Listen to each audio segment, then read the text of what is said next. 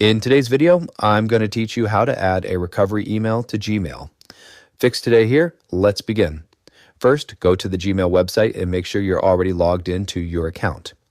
Once you're inside your inbox, move to the top right corner and click your profile picture. From the drop-down menu, click Manage Your Google Account. This will open your Google account settings page in a new tab. On the left sidebar menu, click Security and sign in. Scroll down until you find the section labeled How You Sign In to Google. In that section, locate and click Recovery Email. Wait a moment while the page loads. You should now see the recovery email settings window.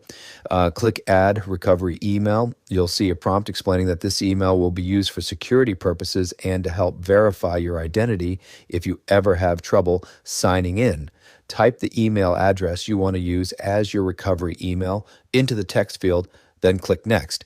Now open the inbox of the recovery email address you just entered, look for the verification email from Google, and open it. Copy the 6-digit verification code provided in the message.